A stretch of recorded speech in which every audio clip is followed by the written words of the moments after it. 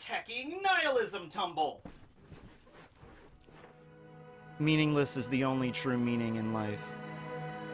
Okay, hey everybody, how you doing? Tekking101 here. If you couldn't figure out from that intro, today we'll be talking about this cheery fellow, Ulquiorra Cifer, Espada number 4, so look forward to that. But before him, we actually have a special sponsorship today, and the reason that it's special is it is a Bleach-related sponsorship. That's right, there's going to be a new mobile Bleach game coming out soon. It's going to be called Bleach Immortal Soul by Oasis Games, so let's take a look at it here. Okay, so this game's actually got a lot of stuff going for it. It's a strategic RPG that's coming out. However, the cool thing is it's actually officially licensed by TV Tokyo, which means they can use snapshots from the anime and the official Bleach soundtrack. Now, I don't know about you, but I really love me some Bleach soundtrack, okay? I listen to it all the time, whether or not I'm doing videos, and it's really cool just to hear it in pretty much every aspect of my existence, right? So you got that, and because it's licensed by TV Tokyo, they can follow the storyline of Bleach, and so there is a story mode here where you can relive the crucial key moments from the Bleach anime, so this might just be one of the many ways that you can get caught up in the Bleach series if you don't want to rewatch the entire anime, like in just bulleted points. This is a good way to do it,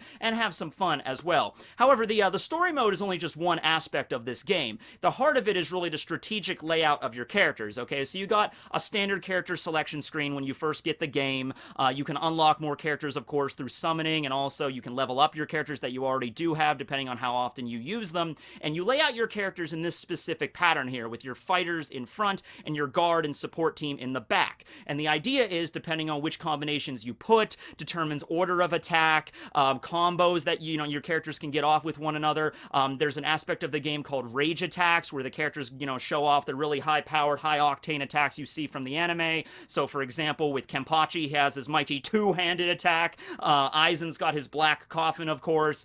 You have a lot of characters that just utilize their Bankai, like Byakuya, for instance. So all in all, it really comes down to unlocking new characters through summonings, leveling them up, and then finding that perfect mesh of characters, that perfect combination of offensive characters and then guard and support characters given the situation that can beat down your opponent very, very quickly with a lot of combos and rage attacks. On top of the story mode, there's also a PvP and a battle arena function in the game. Now, the game is not out yet, and I'm actually going to tell you now how you can pre-register it, because there's a few ways you can get it. The first way that I would recommend is if you follow the link in the description below. That'll take you to their website where you can pre-register there, and I would recommend that because if you do it that way, you'll actually receive a special gift at the launch date. Now, there are other ways to pre-register for the game. You can go into the Google Play Store or the App Store. You can just pre-register that way. However, keep in mind, if you do it that way, you will not receive the special gift at launch. So that's just something to keep in mind there. But yes, thanks to the good people at Oasis Games for the sponsor, and I'm looking forward to Bleach Immortal Soul, and I'm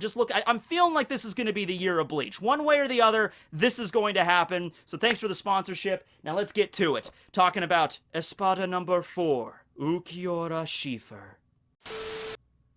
Okay, so am I alone in maybe thinking Ulquiorra is a little bit misunderstood? Just a little bit. Like, on the surface, when you first see him, he seems like your pretty standard anime antagonist, okay? He shows up at Karakura Town with Yami. Yami's a little bit more straightforward about this. Yami's all about, like, beating down people. It's like, where's that guy I'm here to kill? Ulquiorra, though, he's calm. He's collected, he's stoic, and yet immediately, just like when Vegeta and Nappa arrived at the end of the Saiyan Saga, you just know the smaller one is a lot more dangerous. So Ulquiorra is there just kind of watching Yami go on a rampage, but just like one finger is probably enough to annihilate the entire city if he wanted to, and yeah, that's pretty much true, yeah. Ichigo gets beaten down by Yami, and then all of a sudden you have Uehara and Yoruichi showing up, and then the one that kind of ended that whole fight was basically Ulquiorra. Ulquiorra was just like, you know what, we've done what we've come here to do. We've seen Ichigo Kurosaki, he's not really all that great. He just takes his palm and just boom, just pounds Yami right in his stomach, and he drops him, and he's like, that's enough. We're going back. Uehara tries to do a little bit of Benihime action, but Ulquiorra just bounces it away. So we get a feel for his character right there. He's the stoic character that's really, really, really strong, okay? That's pretty standard in anime. And it's also easy to say and just look at that character and be like, wow, that's kind of boring, edgy, emo. He's just like, I sit around all day and ponder ponder the existence of life, only to discover that life truly has no meaning. Okay? But things take a little bit of a spin later on when you discover, for one thing, like, Aizen is creating these Arankars, you know, with the Hogyoku and everything, and so he's making them his personal army, right? So they're not humans, they're like different kinds of, you know, beings. But beyond that, each one of these Espada have a very specific aspect of human death that they embody, okay? And it's not just a motif they adopt. It's not like Stark decided to be the embodiment of loneliness in the world, you know? It's like, no, that, like, literally permeates their being, okay? It's sort of like sometimes it's a side effect of, like, hollow evolution, you know, like, once you get to a certain point, like, once you get up to, like, the Adhujus rank, or not even Adhujus, because Aranjero was a Gillion and he was an Espada, but it seems like a side effect of evolution in Hollows where they start to embody these aspects of human death, okay? Because they're literally from Huecamundo, which is like the Hungary ghost realm in Buddhist teachings, right? So, yeah, you got like Yami, who is, of course, rage. Stark is loneliness. Halibel is sacrifice. Baragon is just age and just detritus. But then you get Ulquiorra. His aspect of death is nihilism. The feeling of just nothingness. The idea that life is truly meaningless, okay? Once again, not something he adopted, not just something he wears like a badge. That is literally the point of his existence, is nihilism, which on its own you would feel is kind of contradictory. But you know what? That's the brilliance of Ulquiorra's character. It really is. I want you to think about this for a second. Think about Ulquiorra, okay? As a character and all the things that he's done, all right? He was never very emotive, because that goes against his very nature.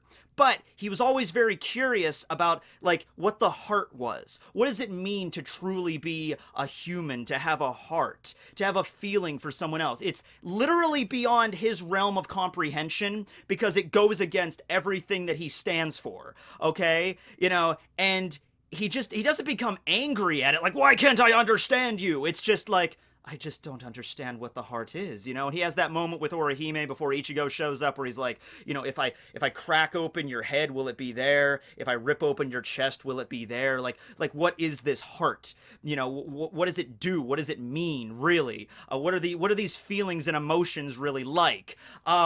A lot of people like to compare and contrast Orihime with Ulquiorra, just the fact that those two were together. Not together, although a lot of people, I've seen a lot of fan fictions that go that road with it too. But not really that, with just like, Orihime is going to be the one that changes Ulquiorra. Orihime is going to be the one that, like, you know, turns him over to the other side where he begins to see the world in a different perspective. And that is both true, because that does actually happen, but it doesn't go the cliche route of, like, Ulquiorra was a person that didn't understand life, and then I came along and I changed him, and now he's a good guy, and now he's helping us. Oh, no, no, no, no, no. So we have the epic battle, of course, with Ichigo and Ulquiorra, where Ichigo goes uber Jedi, awesome, Vasto Lorde Hollow, and just beats the crap out of Ulquiorra. Ulquiorra is pretty beaten down by the end of it, and Ichigo gets back his senses, and he's like, no, you know, I want you to rip off my arm, too. I ripped off your arm, it's only fair you rip off my arm. That wasn't really me, that was my hollow, just go with it. And Ulquiorra was totally cool with doing it. He's like, you are a very troublesome human, but very well. And he's about to do it, but he takes like one step and his body just begins to disintegrate into ash.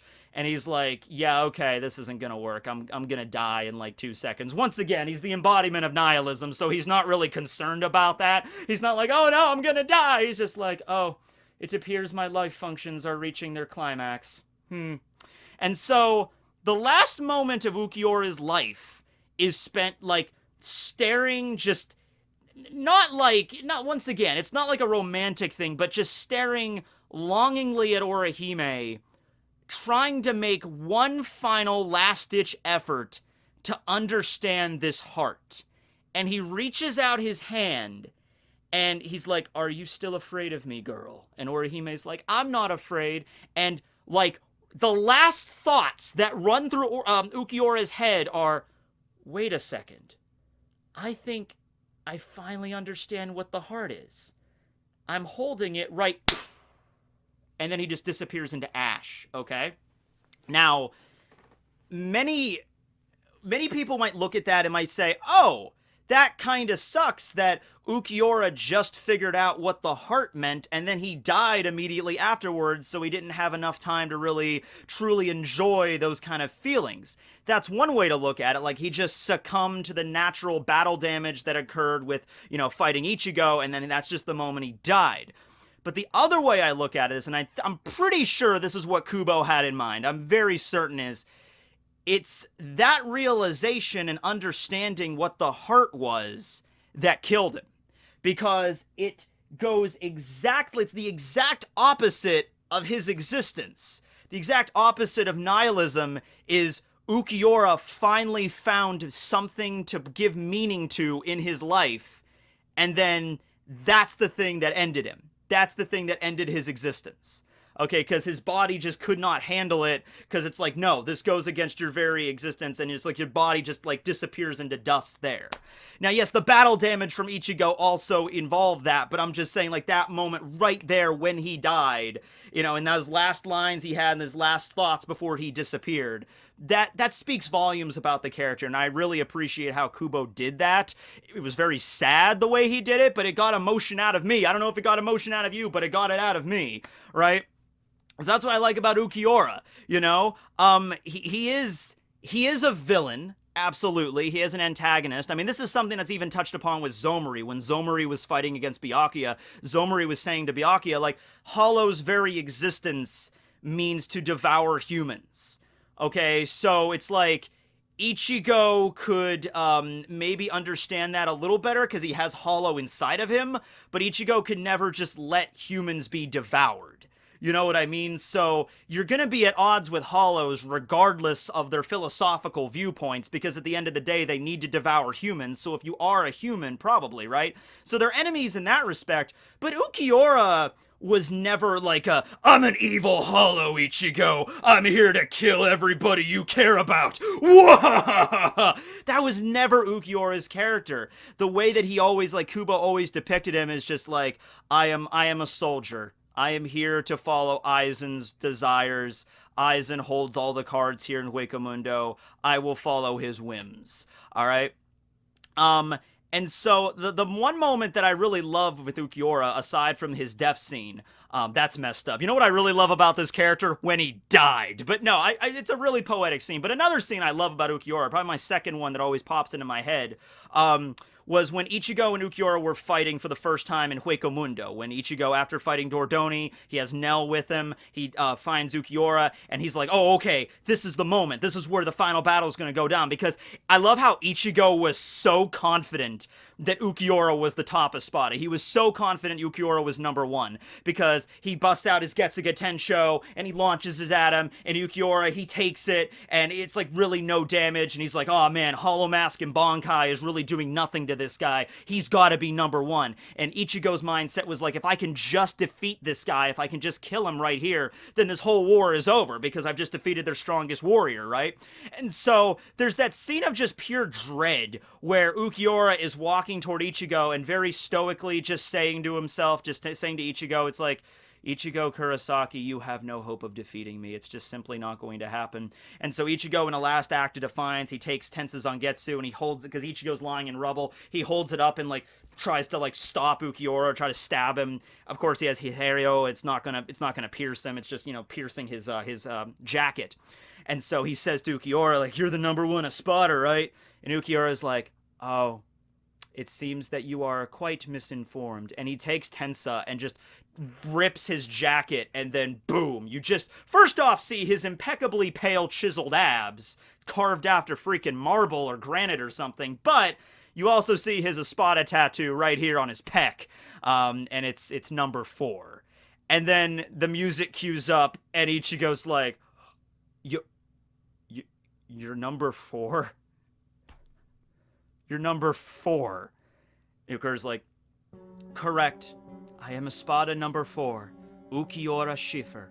And it seems, wait. How do you spell that? What? How do you spell your name? I just want to know. I'm very curious. It's Ulquiorra,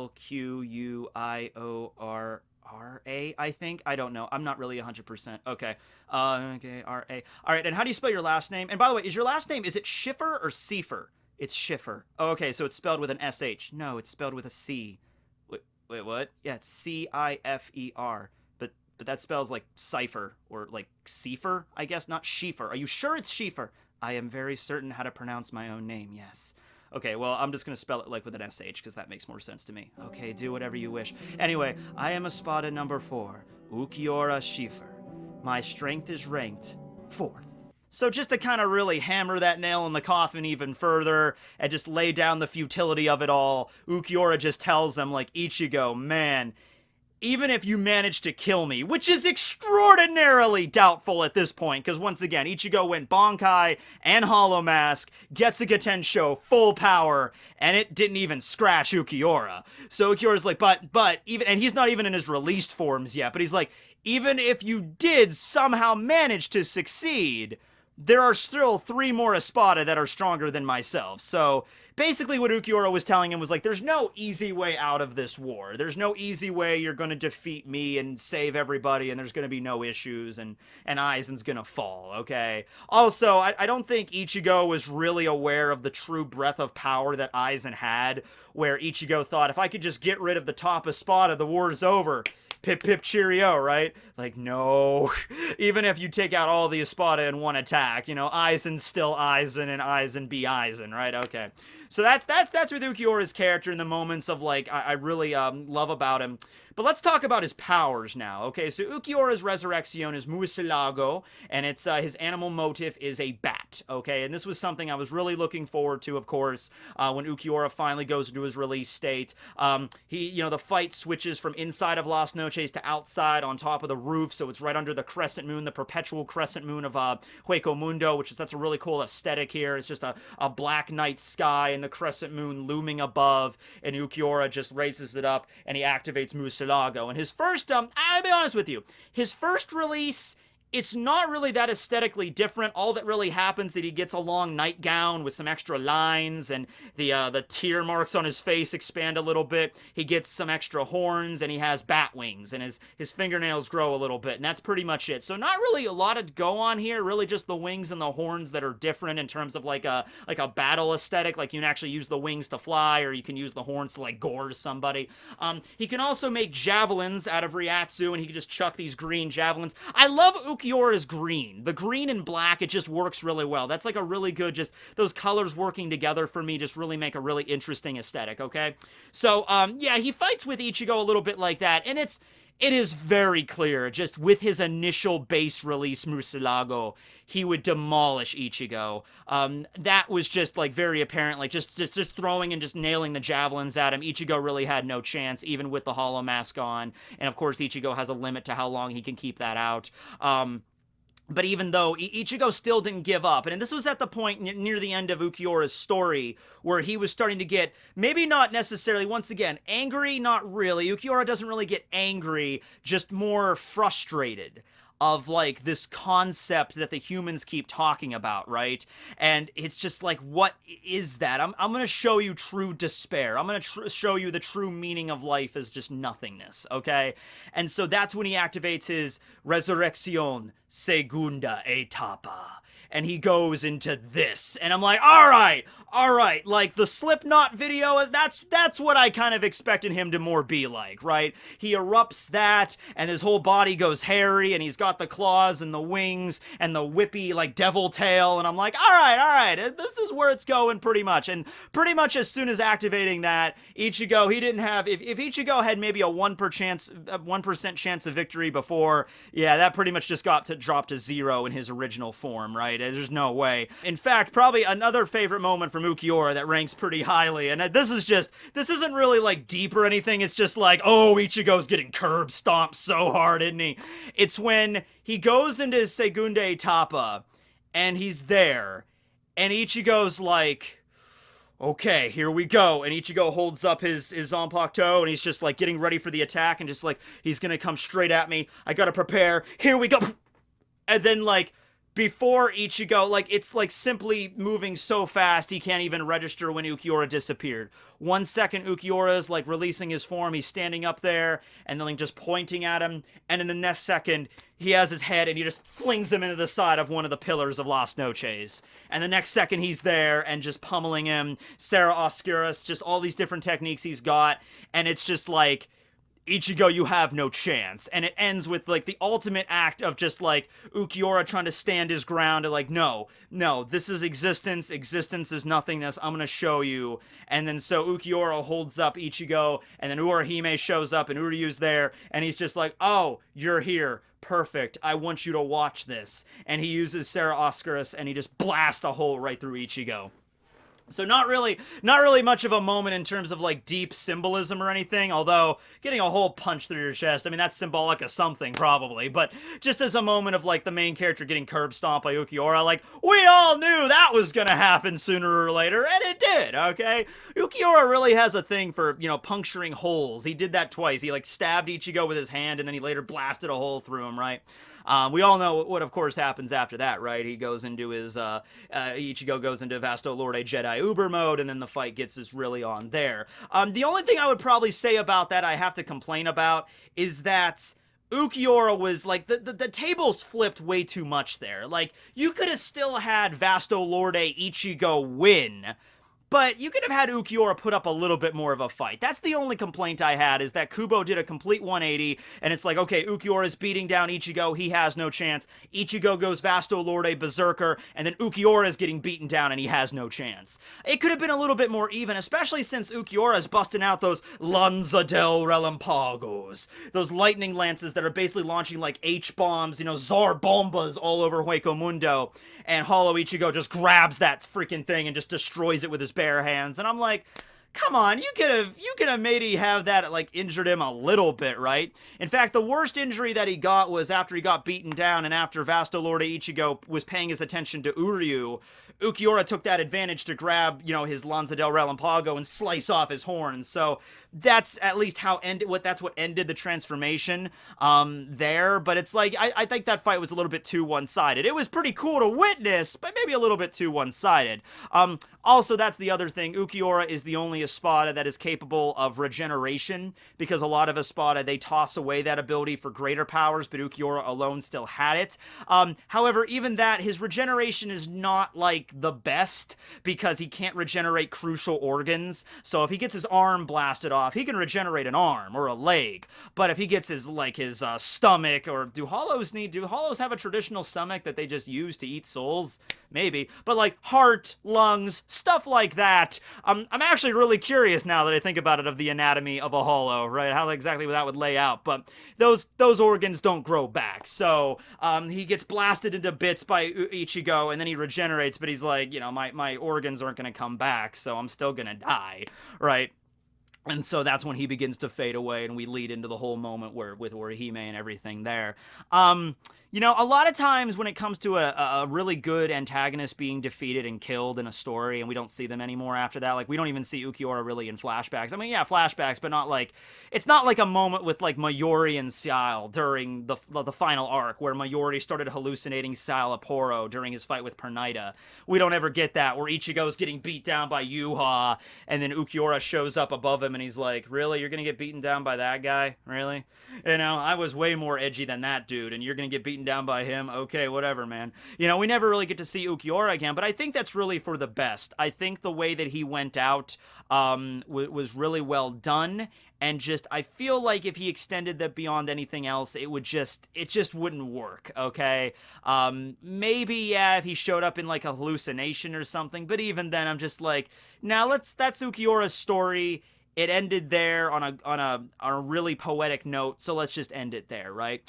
Now, beyond that, though, we do have some more concept art for Ulquiorra, because it was revealed that if Ulquiorra ever got his hands on the Hogyoku, he could achieve an even higher state of existence, you know, beyond Segunda Etapa, and it would look something like this. Oh God, there's so much edge with that.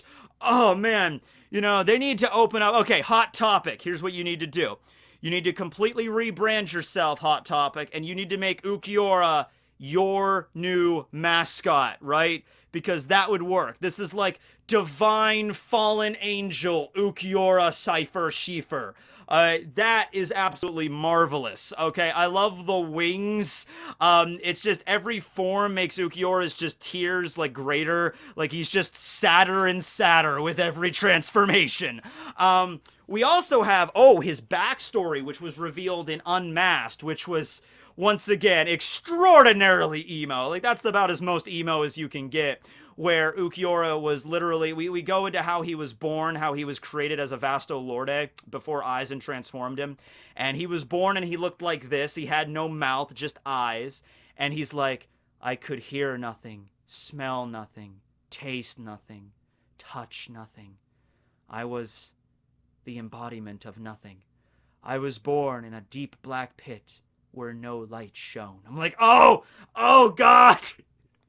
All right. And then he slaughters all of his comrades. And he just starts walking around Hueco Mundo, just walking along the endless landscape, dotted with sand and quartz trees. I felt nothing. Ulquiorra, man. I mean, tragic backstory, yes. But more than tragedy is just the pure, unrefined, undiluted edge. Finally, he arrives at the origin of all, those little quartz trees that like dot the area of Hueco Mundo. He arrives at the origin of that place, and he's just like, I was captivated by its appearance. I sunk into it, and that was the closest thing to meaning I've ever experienced, being surrounded by a giant tree made of quartz crystals.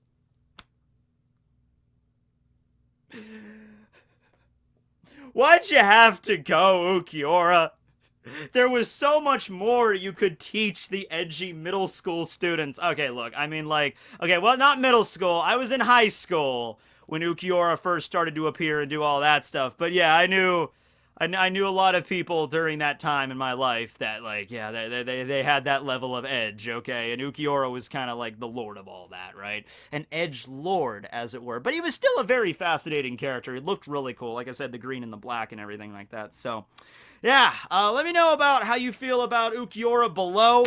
One thing I will say, and I've mentioned it in the video indirectly, is that his aspect of death was nothingness or nihilism, meaninglessness.